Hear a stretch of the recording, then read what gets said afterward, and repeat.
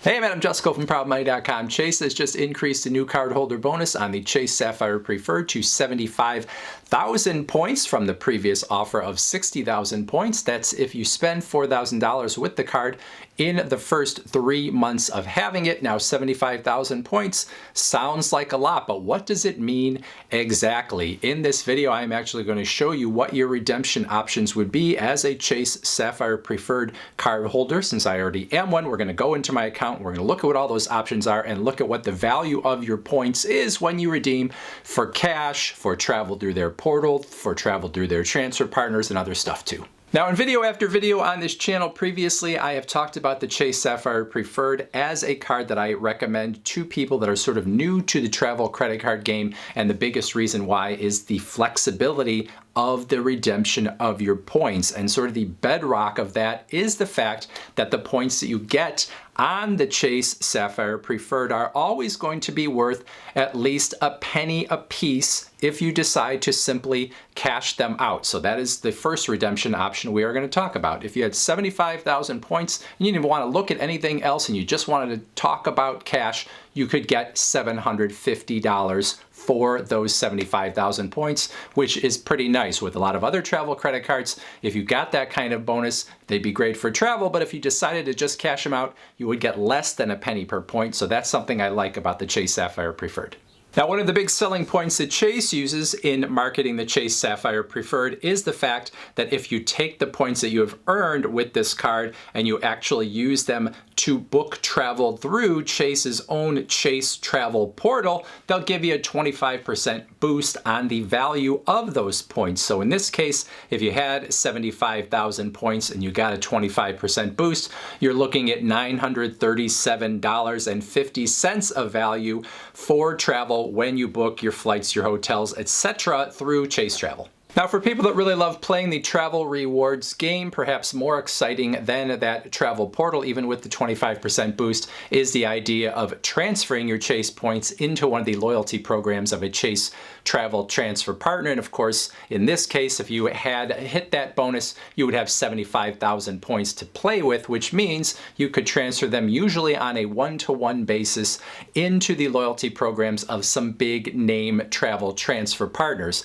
In some cases, you can get even more than on a one-to-one basis. For example, as I make this video, there's a 40% boost on the value of your points if you transferred into Marriott, 30% on Virgin Atlantic. So for example, that 40% means if you transfer 1,000 points, you would get 1,400 points in the Marriott program. Usually it's going to be on a one-to-one basis, and the others there, big names, United, Southwest, JetBlue, British Airways, Air Canada, Emirates, Air France and KLM, Singapore, IHG, and of course Hyatt is always popular because many people feel like they can get a lot of value out of Hyatt points. So again, you've got 75,000 points to play with where you could turn those into miles or points in one of those other programs. Now, using those points for cash or travel, those are going to be the most popular redemptions, but there are other options as well. Some of these you can get more than a penny per point in reward value, and so they could arguably be better than taking your points in cash if you were inclined to do that. In some cases, you're actually going to get less than a penny per point. That would be worse than the cash out value, so you certainly don't want to do those ones. But let's look at the other ones and you can see what I mean. First off is gift cards. In many cases, if you use your points for gift cards from restaurants, retailers, etc., you're going to get a penny per point, and so there's really no reason to redeem for gift cards as far as I'm concerned if that's what you're getting. You'd rather just take cash that you can use any way you want to. In some cases, you can get discounts on the value of those gift cards where your points would be worth more than a penny per point. So for example, as I make this video, if you look at the Uber or Uber Eats gift cards, they have a little bit of a discount where your points that you use are less than the value that is on the gift card. So for example, if we used 75,000 points, and you'll just have to trust my math here, on those gift cards in particular, you could get $833 about in value. So you're getting, probably a 10 to 15% boost in the value when you use them in that way.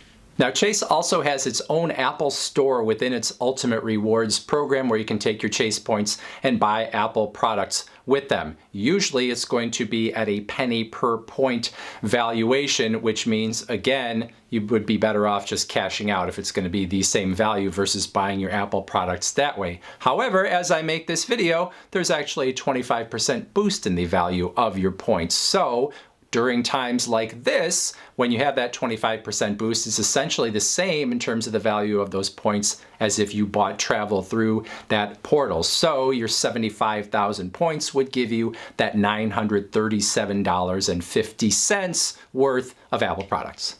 Now here's one of the bummer redemptions that you want to stay away from. If you take your Chase points and you use them to make purchases on Amazon or through PayPal, those points are only going to be worth 0.8 of a cent per point, meaning your 75,000 point bonus on the Chase Sapphire Preferred only going to get you $600 worth of merchandise at Amazon or in whatever way you might be using it through PayPal.